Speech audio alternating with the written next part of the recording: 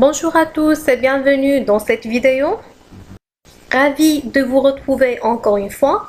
Aujourd'hui, on va traiter une leçon d'orthographe sous le titre Les accents. En fait, il existe plusieurs accents, mais dans cette vidéo, on va focaliser seulement sur 3 principaux d'accents. Voilà l'objectif de notre leçon. Alors, je vais vous montrer l'astuce pour utiliser correctement les accents. Première étape, je vous propose quelques phrases, mais vous suivez et vous concentrez s'il vous plaît, mais surtout vous concentrez sur les mots qui sont en gras et en rouge. Première phrase, remplacez votre casque après tout choc, même si apparemment ne semble pas abîmé. Deuxième phrase, changez votre casque régulièrement, le matériau utilisé pouvant perdre ses qualités au fil du temps. Troisième phrase, contrôlez l'état de votre casque à chaque utilisation. Alors, une petite remarque avant d'entamer aux questions suivantes. Alors, comme vous voyez que les 3 phrases commencent par un verbe à l'impératif qui correspond à la deuxième personne du pluriel vous. Et regardez les 3 phrases bien sûr ne sont pas associées d'un pronom personnel, donc c'est-à-dire le sujet n'est pas apparent. Et que ces phrases se terminent par un point final. Regardez le point final. Et qu'est-ce qu'ils expriment ces phrases? Les 3 phrases, qu'est-ce qu'ils expriment? Ils expriment un conseil. Alors voilà 3 conditions. Vous avez un verbe à l'impératif, donc le pronom, le sujet n'est pas apparent, c'est-à-dire son pronom personnel. Et bien sûr, les phrases se terminent par un point. Donc, ce qui nous permet de dire qu'il s'agit quel type de phrase. Donc, c'est une phrase impérative. Donc, on a déjà vu les types de phrases et plus particulièrement, on a vu la phrase impérative. Passons maintenant aux questions. Alors, je ne vais pas poser des questions de compréhension parce que c'est pas ça ce qui nous intéresse. Ce qui nous intéresse plus, c'est l'orthographe des accents. Première question. Observe les mots en gras, identifie ce qu'ils ont en commun. Alors les mots en gras, on va identifier, on va déterminer le lien entre ces mots. Alors bien sûr, ces mots, le point commun entre ces mots, c'est au niveau des accents. Je classe ces mots. Alors les mots en gras, bien sûr, on va les classer en 3 catégories.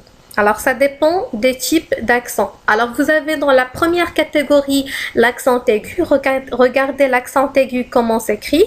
L'accent grave, regardez l'accent grave comment il est. Et l'accent circonflexe. Alors vous avez 3 colonnes.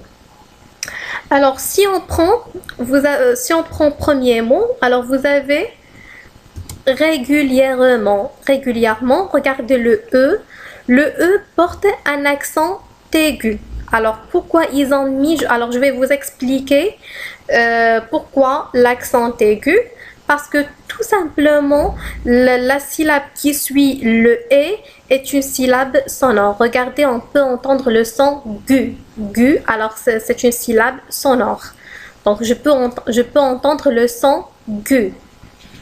Et par conséquent, on peut mettre l'accent aigu. Voilà. Matériaux. Alors regardez le E au milieu du mot. Alors ils ont mis l'accent aigu. Alors ça c'est un accent aigu. Pourquoi ils ont mis l'accent aigu? Parce que tout simplement la syllabe qui suit le E est une syllabe sonore. Regardez Rio. Alors j'entends bien un son. Donc c'est un son défini. Alors j'entends bien un son. C'est pour ça ils ont mis l'accent aigu.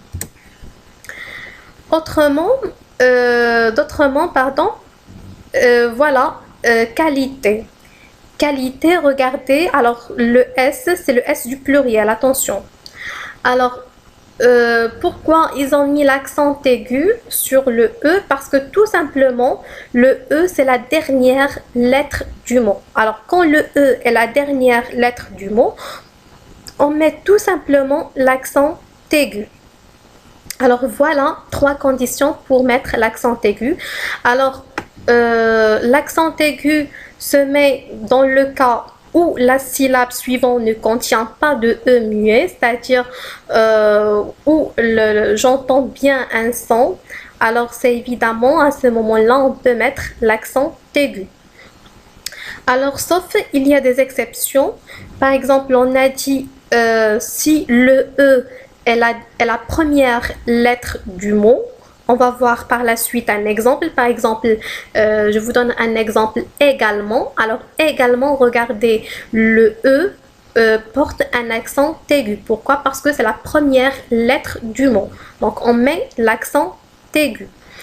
Ou bien le E est la dernière lettre du mot. On met aussi, bien on doit mettre aussi l'accent aigu. Voilà les 3 conditions. Passons maintenant à la deuxième catégorie, ou bien à la deuxième colonne, l'accent grave. Alors, régulièrement, regardez le mot régulièrement, regardez, il contient, regardez, il comporte un accent aigu au début et un accent grave au milieu. Regardez l'accent grave, et, alors ça c'est un accent, c'est un accent grave. Alors, pourquoi ils ont mis l'accent grave ici? Parce que tout simplement, la syllabe qui suit le « et » est une syllabe non sonore. Alors, j'entends pas bien le son. J'entends pas bien le son. Alors, on dit régulière. Alors, j'entends pas bien un son ici. Donc, c'est pour ça qu'ils ont mis l'accent grave. Après, regardez, le mot se termine par un S. Alors, c'est pour ça ils ont mis le et, donc ils ont mis l'accent grave. Alors ici, dans ce cas-là, le mot se termine par un S. A. Alors le A, c'est une préposition, c'est tout simplement, il porte l'accent grave. Regardez, même. Alors même, regardez, le E, il porte l'accent circonflexe, ce qu'on appelle l'accent circonflexe. Contrôler. Alors, le O aussi porte un accent circonflexe, ou bien chapeau. Voilà. Alors, passons maintenant à la déduction. Alors, qu'est-ce qu'on va déduire d'après cela? Alors, il existe 3 sortes d'accents. Alors, jusqu'au moment, on a vu l'accent aigu, l'accent grave et l'accent circonflexe. L'accent aigu, alors, par exemple, regardez le premier mot, une poésie. Alors, on a dit, quand est-ce qu'on met l'accent aigu? Si la syllabe suivante ne contient pas de E muet, c'est-à-dire si la syllabe qui suit après le « et » contient un son, c'est-à-dire on peut entendre un son après le « et ». Par exemple, ici, une poésie, alors après le « et », j'entends « zi », alors j'entends un son. Donc, ça sera automatiquement l'accent aigu. Deuxième mot, un éléphant. Un éléphant. Alors, regardez éléphant, regardez le mot. Alors, il commence par un E. Donc, la première lettre du mot, c'est le E. Alors, puisque le E est la première lettre du mot, c'est automatiquement, on met l'accent aigu. Prenons un autre exemple, le bébé. Regardez le bébé. Alors, bébé, donc, se termine par un E. Donc, c'est automatiquement l'accent aigu. Alors, voilà trois conditions pour mettre l'accent aigu. Alors, si la syllabe suivante ne contient pas de